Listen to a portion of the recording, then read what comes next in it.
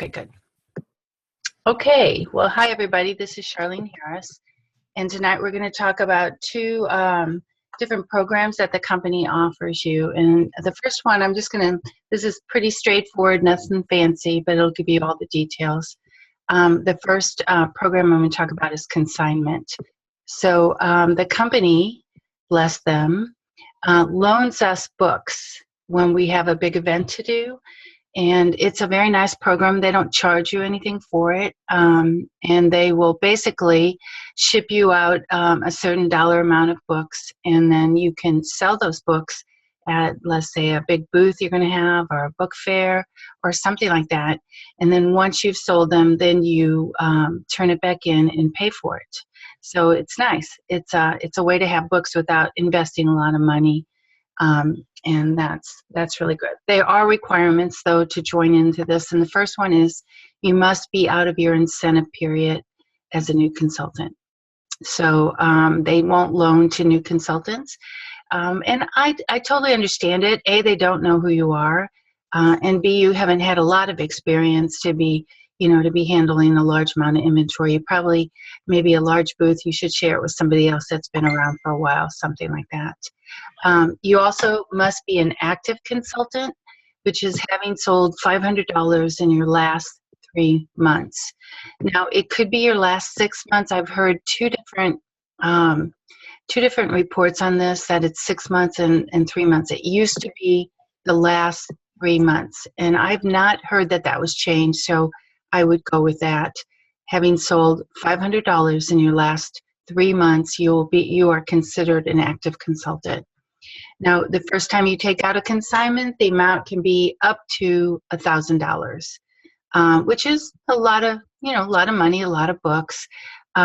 Sometimes I know consultants have wanted to take out more because they had a big book fair or something like that. But the company, once again, they want to just sort of ease into it with you and see how you handle it. Unfortunately, in the past, they have had consultants that would not pay back the inventory or even send the books back. So that's kind of trouble. And so they'd like to just get to know you a little bit. They'll loan you $1,000. You pay it back, they'll loan you some more, and kind of there. And then as they get to know you and see that you're faithful to pay back the inventory, they will loan you more and more and more to meet your needs. The person that you deal with through all of this is Todd White. He's the one that holds the key to upping your inventory. But he won't do it until you meet these requirements first. Okay, they also would like you to reconcile the consignment within 1 month from the date of your event. Okay, from the date of your event, they'd like you to reconcile your consignment order. All right. Right here is a video on how to take out that. And if anybody later on, after it's over, I can go ahead and message this to you or email it to you. But you can write it down if you want, but I'll do that too. Okay. All right. So the way you take out a consignment is first let me show you this. In your back office, right there, under orders, and then consignment credit ledger. This is on your back order, so there's the tab for orders, and then consignment credit ledger is right there. So you're looking at my ledger right here. So I have it looks like I have $8,476 in consignment taken out. I have a credit limit of $13,000. So I kind of watch this, and I know something big is coming up and I'm going to take out some more inventory, I will then go ahead and pay it off. All of this is recent for this fall selling season, so that's why I haven't paid these off yet, but I'm beginning to start paying them off as I sell it. I have my first big event next week, so when I come home, I'll then take the money from that and pay off the inventory. So it's kind of nice. Okay. How to reconcile your inventory. You can reconcile it through a book fair. I'm not going to tell you the details of that because right here is another video of how to do that, how to reconcile your inventory or consignment through a book fair. Now, Vicki Fine does this, and she does an excellent job of it. If you find that you're running into trouble, it could be a glitch. Hopefully you'll just follow exactly how she tells you to do it, and then it'll go right through, and that'll be fine. But I suggest that you watch it several times to catch all the details that she's talking about. It's not hard. I just did it myself. It's not hard. It's actually quite easy, but there are some details that you need to be aware of. And here's a tip. When you're any of the programs, any of the ordering that you're doing, always put in all the retail first. The books, retail, what we mean by retail is the books that you're paying for. All right, we call it retail. Always put those in first. Then you go ahead and log in your free books, okay?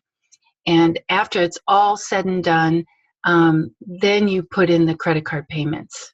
Because if you put the credit card payments in right away and you make a mistake someplace else, you can't get those cards out of there. They're in there and they've already been charged. The moment you put them in, they charge them. So it becomes a big deal that you have to call home office to fix. So always put the credit cards in last once you make sure everything is good and it's ready to close, okay? Also, I suggest you use a calculator and ahead of time decide how much you're putting in and how much you're getting in free books. Now, you saw on my ledger back here that I had 8,476 out in books now. So when I go to pay that off, I will decide how much I'm going to put back in. I'm going to go ahead and reconcile. So once I know how much I'm going to reconcile, the dollar amount, then I will get my calculator out and decide how much you get in free books. So it's better in all these programs. We are discovering that it's better not to go over the amount of free books that you're offered, whether it's in a home party or in a book fair, because that causes the system to get sometimes it'll lock you out. You can't do anything with it. You have to have it be fixed with the home office. So try to stay under your free books amount or exactly at it. Don't go over. And right here, once again, is another video of how to put it in. The first video that I showed you, this is the first one, how to take out an order, okay? No, this is how to reconcile. The other one I was showing you right here, I'll go back, is the one how to take it out, okay? All righty. Okay, so let me move you guys out of the way. Okay, so basically you take the dollar amount you want to reconcile and you multiply it by 66%, and that gives you the number of retail amount that you want to put in, okay? Then you multiply that number by 33%, and that'll give you your free books. So these are just numbers. Don't freak out if you're not a number person. All I'm saying is another way to look at it is you're going to pay for 2/3 and you're going to get 1/3 free. So kind of nod your head if you understand that a little bit. It's as simple as that. You pay for 2/3, which is another number for 2/3 is 66%, same thing. And then you get 1/3 free or 33% free. Okay? Hopefully that's clicking with you a little bit. You can use your free books to reconcile more of your consignment, or you can pick out free books and have them shipped to you. It's your choice, whichever way you want to do it. And on the videos by Vicki, she shows you how to do both, okay? Usually what I do is I will, I have a certain dollar amount that I'm going to reconcile, right? So I take that and I put that under the retail, and then I also put the free books under the free books, but I take that off too. So not only is the retail taking off my account, so are the free books are taken off my account, and then the whole amount then helps me reconcile it. I hope that makes a little sense. Sometimes this gets tricky just explaining it. So it's very simple. So totally think on the simplest level, okay? And I'm going to show you some examples in a second. So I also think it's really important that you talk with your team leader before you take out an inventory to decide how much is reasonable for your event. You really don't want to take too much out. And of course, you don't want to take too little out. So talking it over with your team leader, she'll ask how many people are coming, have you done it before? All these questions to maybe help you decide what would be a reasonable amount to take out, okay? And then on top of all that, I would suggest that you be conservative, okay? Try to be conservative. All right. If you don't sell all of your consignment, you can ship the books back to the home office, and shipping will be at your expense, okay? They won't pay to ship it back. They actually send it to you for free, which is lovely, right? But if you're going to send it back, you'll have to go to UPS and ship it back and pay for it. All the books have to be in perfect condition, so no dents, no labels on the books, no chewed sides or torn pages. They won't accept those, okay?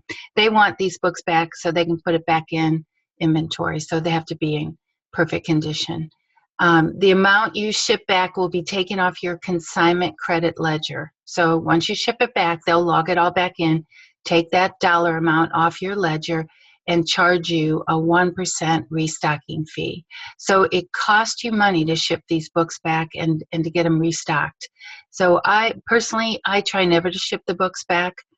I always take out approximately what I think I'm going to sell, and I try not to have any books left over. But if I do regular events. So I always have another event coming up where I can take those books and sell them. And I suggest also that you try to set up a couple of events in a row so that your chances of selling everything are really good, you know.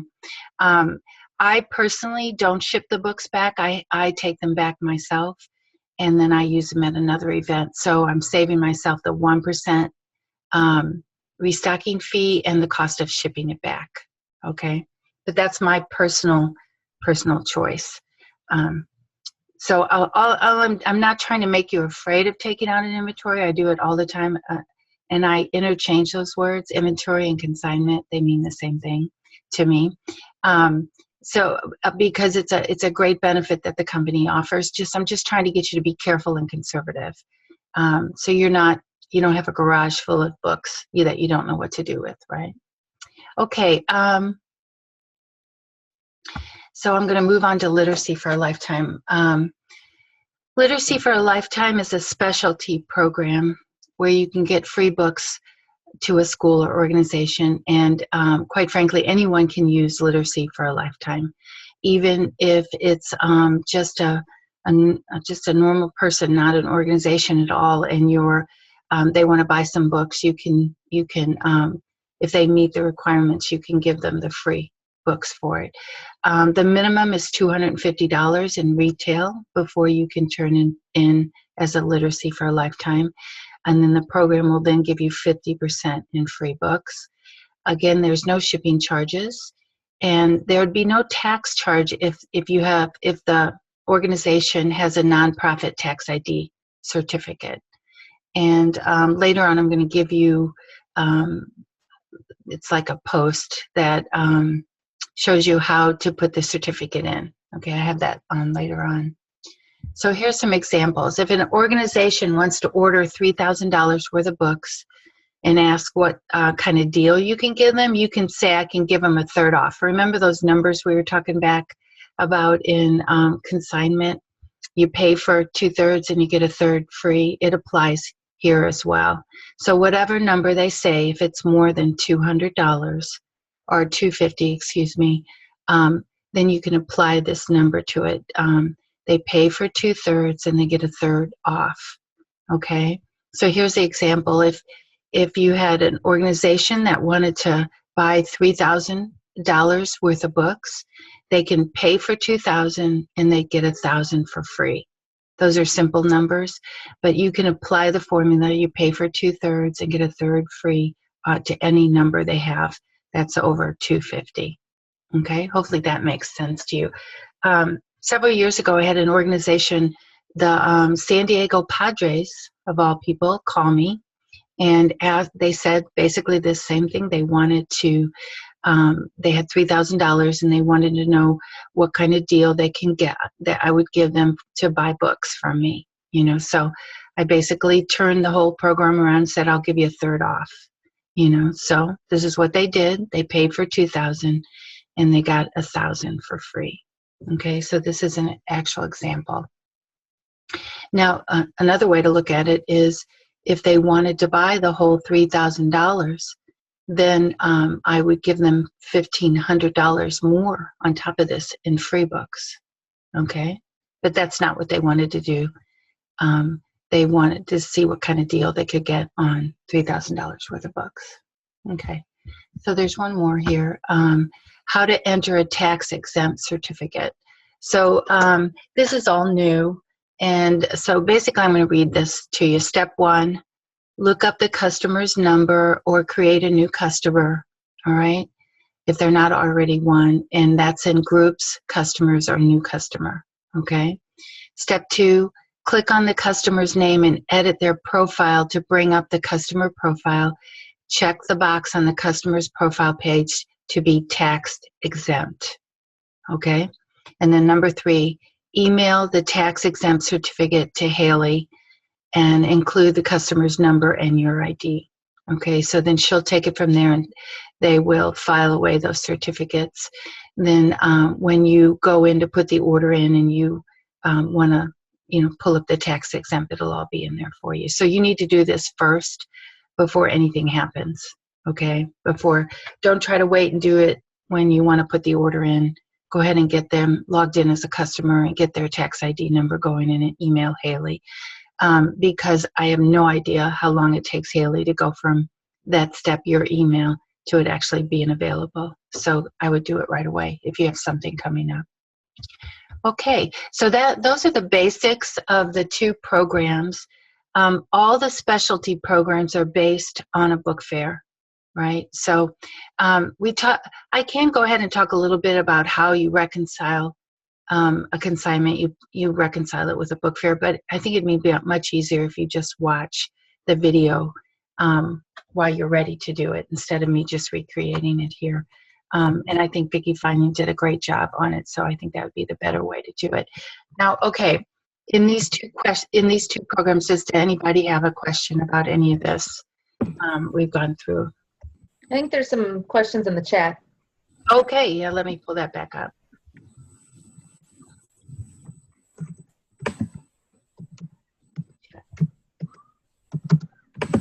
Okay, let me get rid of the screen share. Stop share. All right, here we go. All right. All right, do we have to reconcile the total amount or can we pay it off in a couple different days? Yes. Yes, in fact, you can't. I would totally recommend that you do that. Now, if you get the money, let's say you take out $1,000 and you do a booth and you sell all $1,000 and you have that money in your hand, go ahead and pay it off, because money tends to get away from us. And I'm just mothering you guys here a little bit. But I know, I understand how money gets away and then you don't have the money to pay the company. So, but you can do that. You can choose to pay off a certain amount of it. In fact, I would encourage you to always, when you need to pay it off, to always pay at least something, every month or so that the company knows that in all good faith you are paying this off and you're going to continue to pay it off. At some point, they won't let you take any more till you pay off what you have there. So you might get yourself stuck for an event where you can't get any more inventory because you haven't paid off what you had. But yes, you can. You can pay it all off, and you can pay it off either as a book fair or a home party. You can do both. And I just ran the numbers. What is the better deal, a book fair or a home party? And the book fair comes out on top. Okay, you make the most from a book fair because what you're you don't pay shipping on a book fair, you pay it on a home party, right? But you make only 17% on a book fair, you make 25% on a home party, right? Um, as an override, you make less on a book fair than you do on a home party, your override. However, there's the shipping and all that too that plays into it. So I added up all the percentages and went through a scenario with both of them, and the book fair comes out on top. So the only reason you would ever want to reconcile with a home party is if you have below $500 in sales. Okay, so you wouldn't want to put in the book fair for under 500. So if you want to reconcile less than that, then you'll do it as a home party. Okay, you'll make a little less, but you'll be able to go ahead and reconcile it. Okay. Like, but just for an example, let's say we have a party going on. We decided to do a live session, 10-minute live session where we feature some books in our inventory and we're selling them straight from our consignment stash, right? Right. And we can reconcile it within that party so that those go towards the hostess rewards. If Yes. it's like, $100 in books or whatever. Yes, Okay. you can. Right. In both a book fair and a party, it gives you an option to pull the books out of your inventory. Sweet. Okay. Okay. So where did you see that it's a 5% restocking? Hey, file? there was a PDF that I think Brittany sent me, Okay. but it's been a little while, so it could just be old. Well, that it's probably the 5% then, because 1% is what I remember before all these changes happened. So I would go with the 5% if you have it on a PDF file. Okay. In fact, under the tab resources on your back office, there's lots of PDFs there with lots of information you can look at. Although the manual, the consultant manual is there. I was looking at it today. It's not fully changed. There's some old information on that, so be careful with that. But it's more than likely the 5%. I also saw that you were required to reconcile within 30 days. Can you keep it longer without talking to anyone, or do you need to send an email? I would send an email, because the more they know what you're doing, the better, the happier they are. Now, it's a very nice company. Nobody's going to call you and threaten you or anything like that. They just don't act like that.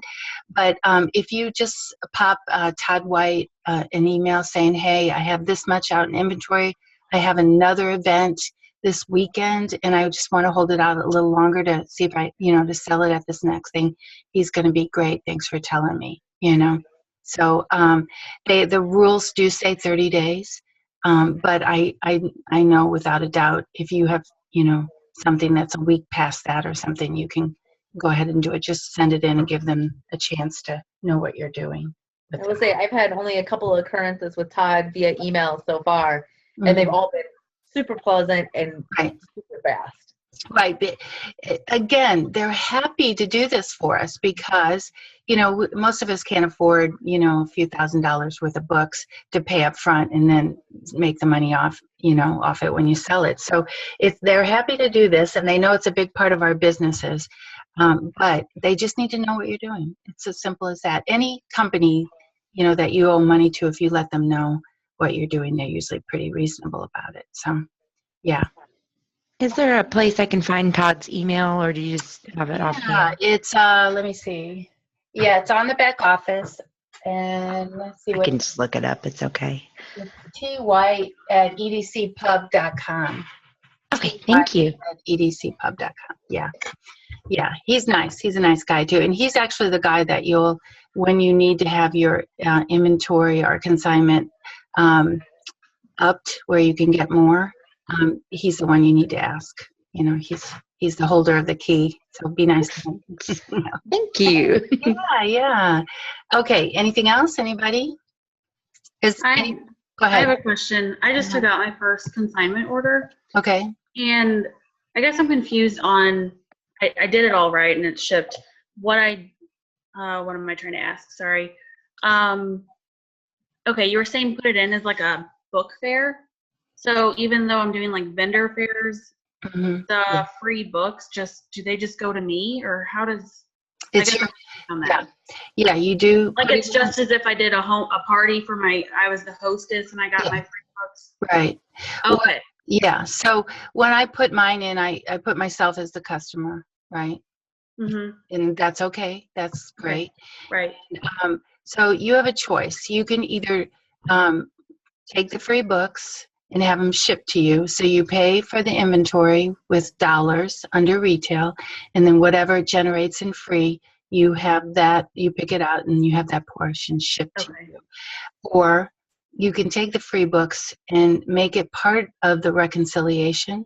So let's say I'm reconciling, I owe $1,500 to the company. So I put in $1,000 under retail and pay for it. And then I put a $500 under free books, and that the whole $1,500 then comes off of my ledger of what I owe to the company. Okay. So and then you're just keeping the others that you didn't sell yet? Yes. Okay. And I sell it at a different place. All right. But what I want you to think about is, think about that.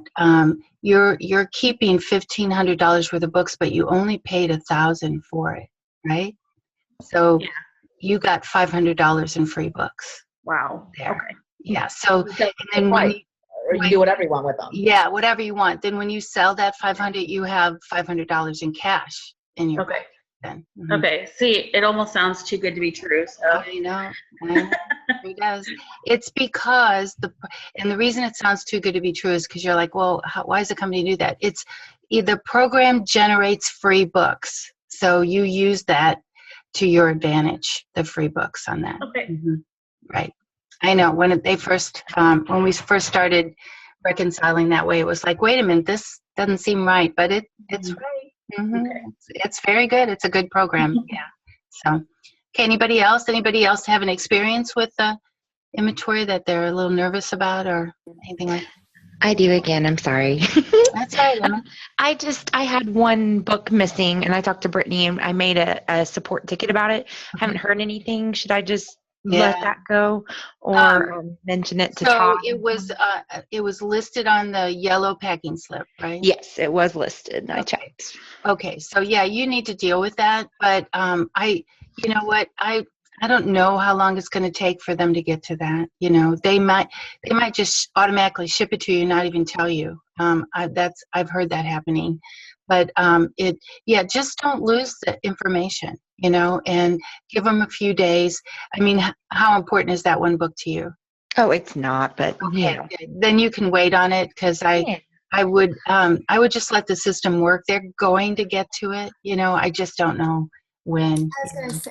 Emily, I was going to tell you, I had a home party that said it shipped 3 books on the yellow slip, and they weren't in the box. So I did a support ticket, and today they shipped. They resolved the ticket, and they have a tracking number. So they just took about 2 weeks. But okay. Yeah. Now that a lot of the directors are working on the support tickets, you know, so that's a pretty simple fix. They ship the books to you, you know. That's it. So they're trying to clean up all these support tickets and stuff. But what they've found, unfortunately, is that people will send in with not clear information. Like, no, you always want to put your ID number on everything, order numbers on everything. Tell them exactly what it is that you want them to do, or what you're trying to figure out, and definitely make sure it goes to the right person. If it's a tech problem, to the techs. If it's consultant services, check out what the different options are, where to send it to, and that'll help you. That helps you get through a lot quicker. So they're finding that a lot of the support tickets are not done well and not with a correct information, so they have to go hunting and asking and emailing, and everything like that holds everything up. And we all know there's a ton of support tickets because of the system didn't go so well. So it will get better. And they're hiring. I just heard they're hiring at least this week 4 more consultant service reps to take care of the tickets, and they'll be working specifically on the support tickets, nothing else. They won't be answering the phone or anything like that. They'll just be working on the tickets. So it's going to get better, you know. I keep hearing that, but I'm convinced, that it will. So, hey, anybody else? Anything? Hi there. Hi. I came in late, and I know you record this and you put it back up, and that will be available, right? Yes, we are recording it right now. Mm-hmm. Great. Thank you. Thanks for this. You're welcome. I hope it was helpful. Yeah. Hey, Charlene, is there any way you can go over the Reach for the Stars, the reading incentive? Sure. How we Yes, definitely. I don't have a PowerPoint for it, but I can totally go over it. Yeah. So the Reach for the Stars is a reading incentive program with a cash option. So when you go into schools and you want to introduce this idea to them, or any organization, don't go in talking about it as a fundraiser. And one of the reasons is most schools by law can have one fundraiser in a certain time period. And so they more than likely this year already have that already in place. So if you walk in and say, I've got this great fundraiser, you're going to get an automatic no. Okay, so walk in and talk about it as a reading incentive program, and they can have as many as those as they want to, you know. So basically, when the school agrees, the children are told about the program, that they need to collect pledges for reading time.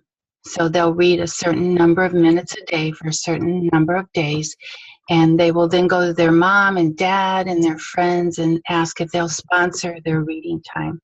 Now, instead of getting all confusing about so much a minute, we just ask that they maybe collect 10 pledges of $10. So that's about $100 a child. That's a suggestion. Of course, they can go under, and of course, they can go over with it. So it's usually run for about a 2-week period, but you as a consultant will be working on it for about a month, just with all the time framing that goes on, you know. So each child is asked to read 30 minutes a day for 5 days for a 2-week period, and that does literally add up to about 300 minutes. Now, it's okay for the school to add it into their reading time already. Most schools have the children read for about 30 minutes already, so it doesn't have to be a brand new thing if they don't want it to be, but it can if the school wants it. It's up to them. You know, you're just running the reading incentive. They're actually taking charge of the children's reading. So it starts out with the children being introduced to it. One of the ways you can introduce them is by doing an assembly for the school. I don't personally like to do that because I feel like you don't really have their attention when you're doing that. I like to go into the individual classes, so I usually take a day, a school day, and go into the individual classes, and then I can actually tailor the books that I bring into that class to that age group. You know, so I'll go in and tell them about the reading incentive program, and I'll tell them, you know, what they need to do and all the details of it. I usually hand out to the teacher a reading log for each child, and then a pledge log for each child too. You can get all these under supplies, and I think they're also in the back office if you just want to print them out. I usually keep it all organized by keeping it in one large envelope for the teacher, and I also give her a time frame. I usually glue a calendar on the outside of it so that she can see the dates when the pledges are due, the reading time charts are due. Now, the children, I'm a little more strict in that I have the parents need to sign off on the reading time, not the teacher. You know, it's the parents. And I like that because there have been teachers in the past that'll sign all the slips and, you know, not even verify that the child had read. We really do want them to read. You know, we really do. And that's why we're doing this. So once I go through each grade, I also bring a certain amount of titles to show the children. And I tell them what they're going to get. And it's always a good rule of thumb when you're asking anybody for anything to lead with what they're going to get first before you tell them what to do, what they need to do to get that. So, you know, if it's a certain age group, I might bring in the Great Animal Search or just whatever titles I think they're going to be really interested in. And I tell them that once they do their reading time, and they collect their pledges, I'm going to give them 50% of what they bring in free books. So they're going to get rewarded for free books. And that makes them happy that that makes them want to do a little more. Now, I have heard of other people that will also give a few more incentives by maybe classroom, and the classroom that reads the most or collects the most gets an ice cream party, or even in the upper level school, we've heard of, I know one gal, she would give out iPods, not an iPod exactly, but like a player of some sort, for the person who collected the most in pledges. So incentives are good, and there's lots of details. Now, there used to be a video on the old site, and I wonder if we can go there and see it. It's actually an audio, and it's by Susan Anderson. She did it at convention one year, and it is the most excellent audio I've heard on Reach for the Stars. It makes you want to run out the door and go book some Reach for the Stars. She's so great at it. But anyway, organization is really important in this because there's lots of little details. So of course, the teacher has to be told that, the names have to be on everything and collected on certain dates and all kept organized and so on and so forth, right? So once you get through all the classes and the children understand what they're doing, here's how the money works. We give the school 100% of what's collected back in books and cash. Okay, 100%, that's really nice. So here's how it breaks down. The child gets 50% of what they've collected in free books. So this is what I say, they're rewarded with the very thing we want them to do more of, which is read. So they're rewarded with books so they can read more. The school can have up to 30% in cash. No more, just up to 30%. And the last 20% of the monies collected can go to the library or the individual teachers in free books. Okay, so we're going to give them 70% in books and 30% in cash. Okay, now they can also have 100% in books. So they can give 50% to the child and 50% to the school. If cash is not an option they need, they always, when they take the free books, they make more value than they do taking the cash on all of our programs. That's just a fact. So they can choose all free books if they want. So then we go about the reading time, the 2 weeks, 30 minutes a day for 5 days a week. The logs are brought in, they're signed, the pledges are collected and brought in, and then the children need to order. So then once everything's collected and organized and counted, then you tell each child how much they get in free books and give them a wish list page where they can write it down. Now, some people hand out the wish list right away, and the children, I usually give a catalog to the teacher so that they can pass it around. You can also at this point use flyers. Those are nice as well. So the child picks out what they want, and they usually take it home and pick it out. And when they bring it back in, they may have ordered more. So I usually go down the list and just put them within their dollar amount. But if they send money in, then you add that, just to the whole program. And then of course you find out what the school wants, the 20% from the school, but you turn their money over to them right away, right? So this is how it works, the numbers of it. And this is really hard for people to get, and I remember thinking about it for a long time before it finally clicked with me. But remember that formula I said, you pay for 2/3 and you get 1/3 free, right? It's the same with this. Okay, this is how you get the books. So you give them the 30% right off the top, it's gone. So now you're dealing with 70% of the money, and you apply the formula to it. You take 2/3 of the money and buy the books under retail, and then 1/3 of them go under the free.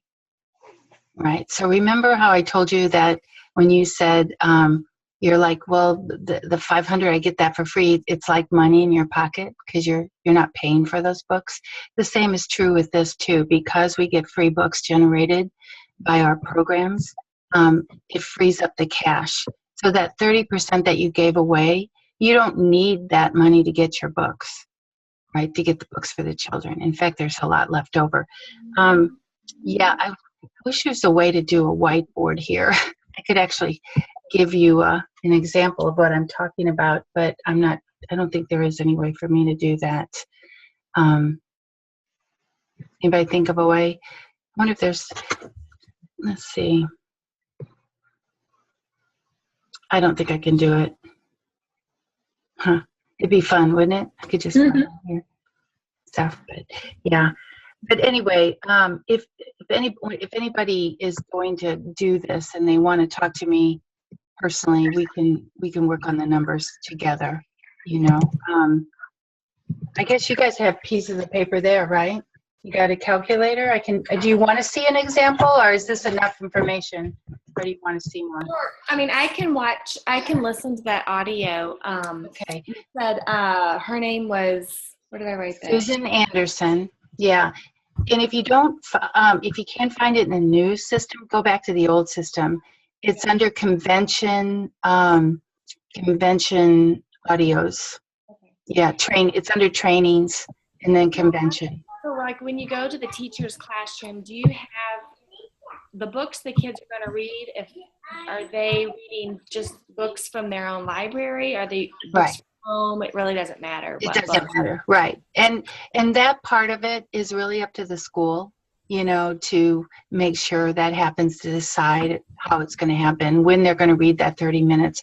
I've had schools that just tack it along to they read 30 minutes at school, you know, and then I've had other schools that made them read 30 minutes at home, you know, so it's really up to the school how they want to do that. Now, I always bring up the fact that they can add it onto something they're already doing because they're busy already, and if they have to create something new, sometimes they don't want to do it, you know, so, but if they're already doing it, they seem to be more interested in it. Yeah, it's a great program. This is a win-win. It's a win for the school, a win for the children, and a win for you. You'll make a lot of money off of it. It's very profitable. It's very profitable. Why don't I do one little scenario for you, okay? But take out a piece of paper and a calculator. You guys ready for some math? You don't look like you're ready for math, you know? So, okay, so we're gonna work on kind of a large number so that it's just easier to see. So let's say we collected $4,000. So the children all read all their reading time, and they got pledges, and it all adds up to $4,000, right? $4,000. So we're going to take that number, 4,000, and we're going to multiply it by 30%. So that's $1,200. So that's what the school gets in cash. So right off the top, from the 4,000, I'm going to minus 1,200. So what we have left is $2,800. Okay? Make sense so far? So we're just giving them the cash right off the top. And now we're working with $2,800, right? So we also know that the children collected $4,000. So we told them we're going to give them 50%. So we need to come up with $2,000 worth of books for them. All right? So out of the $2,800, I'm going to spend $2,000. Right? And I'm gonna wait a minute before I go any further. Let's look at that 2,800. We're gonna apply the formula: 2/3 of 2,800, or 0.66, same thing, times 0.66 is 1848. So we're gonna put that number under retail, and then the rest of it. So 28. Minus 1848 is 952, and that goes under free, the free part, right? So we told we're gonna that's how we got our $2,800 worth of books. And that's a book fair entry when we're ordering it. Okay. It's a book fair, so it makes sense. Once you grasp on the fact that the program gives you free books, so that because of that, you don't have to pay for all the books, right? You can free up the cash in the whole amount and give that away and still get the books that you promised the kids. Okay. Now let me look at something else here. So We have $2,800 in cash left after we gave the 30% away, right? So we put 1,848 under retail, and we spent that money to buy those books. But we got $952 free, but we have the money for it, right? We do have the money for it. So as the consultant, you get to keep that $952. All right. And then on the 1,848 that we paid for, 1,848 times your commission, which is 0.17%, you make $314.16. So what you're going to make off of a $4,000 each for the stars is $1,266.16. Nice, huh? Sweet. That's what I meant when I said that it's a win-win. You have given the school everything, and the children everything you've promised to give them, right? You gave them $1,200 in cash, and you gave them $2,800 in books, but you've gotten to make a lot of commission off of it too. So it's a win-win-win. Win for the school, win for the child, win for you. So it's a really nice program. So now the only caution I give you is to keep track of the details. Don't leave money lying around. Make sure everything's counted and logged in, so that at the end, when it feels very confusing, you have it all documented and it's all there. Keep everything separate. I keep each classroom separate, and make sure that the teacher logs everything in. And because I have heard of people, there's money in an envelope with no name on it, stuff like that. So just caution the teacher just to write everything down so that we can figure it all out at the end, right? So it's really a great program. Yeah. So go, all you have to do is ask if they're interested in a reading incentive. That's it. It's no big sell, especially when you tell them that you're going to give them 100% of their money back in books and cash, 30% off the top, 50% to the child for reading, and we're going to reward them, and then 20% in free books to the school. So make sure you say free books to the child, not cash. I made it sound like we're going to give them cash. But so if we did 100% in books, and I'm thinking there's a teacher who is trying to build her classroom library. She says they have nothing, and she's just her own personal. Right. This would be a good thing for her classroom to implement, and I'm just trying to figure out how to present it, I guess. Well, just modify it by saying we'll give you 100% back in free books for your classroom. Mm-hmm. So how this works, Stacy, where it's like somebody is giving a pledge, grandma, grandpa giving $10, and they're not getting anything for it but to see little Johnny read, So that's how this whole thing works. The pledges, they're turning money over and they're getting nothing for it except, the good things, the child reading. So that's why we're able to then to take it and combine it with our programs that generate free books and work it this way. Now, remember that large commission you made, $1,266. Because the commission is so large, consultants will often give like incentives. They've got the money then to buy an ice cream party for the classroom, something like that. So you can give back a little bit to it as well.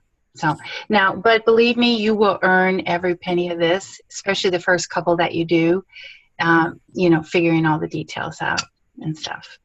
Yeah.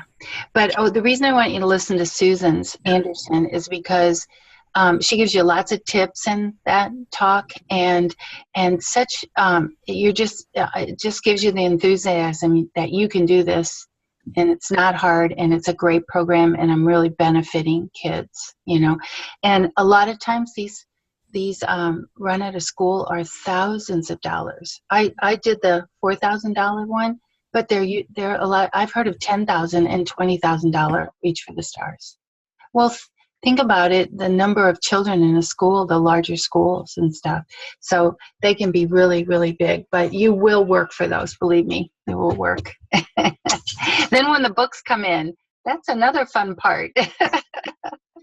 Then you have to go and sort them, But what a lot of us do is get volunteers to have a sorting party of some sort, so. And you'll want to have bags on hand and things like that. So, and then you just keep them all separate in the classrooms, and that makes it easier than if you combine the whole thing together. All right. Any questions about that? For the checks, for the pledges, who are they made out to? Mm-hmm. That's up to you. I would have them made out to the school, especially if you want to umbrella this whole thing with a nonprofit tax ID. Then you want the school to be your customer and not the individual parents, right? So you have the money go to the school, and then they're going to give you the money, right, minus what you promised them, the 30%.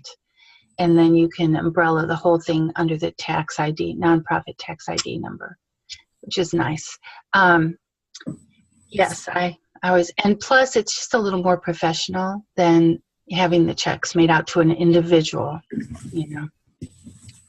So be careful, though. A lot of the schools will want to make the check out to Usborne Books, and then you've got to turn it into the company, and then they'll direct deposit. It's a big pain, So make sure you write that down somewhere, that you tell them to make that last check out to you, so you can just directly put it in. But yeah. And you need to be an EC for this? No. Okay. No, you don't have to be an EC to do this, right? Because they're not paying with purchase order money at all. They're just paying with checks or even sometimes even credit cards, If they pay with the credit card, it's a little more difficult because then you have to go through the company. But it's not bad, Especially with direct deposit, they can get things really quickly. So. Do you know when the educational consultants will open up where people can apply for it? I have not heard a thing. In fact, on all the directors' Zoom meetings, we're all like, when is that going to start? And they're just not answering, Quite frankly, I think they are overwhelmed. And when that opens up, it's going to be another rush of stuff happening, And so they're probably holding off till they get through these serious problems we have. And then they'll open it up, Okay. But I do know that they're not going to put any new requirements out there that weren't there before, which I think is really nice. I thought for sure they were going to make you be out of your incentive period before you could be an EC, but they're not. They're going to let everybody become an EC. They are going to double the amount of questions on the test. So you have to study a little harder, but it's not too hard. I think that test is open book. I really do. I think it's open book. But, I had to take the test again recently, like within the last year. They made everybody retest. And I was really sweating it. I'm thinking, gosh, do I remember all these details? Probably not, So I'm studying the manual, and then I went and took the test. And when I realized it was open book, I'm like, oh, brother, why did I put so much effort into it?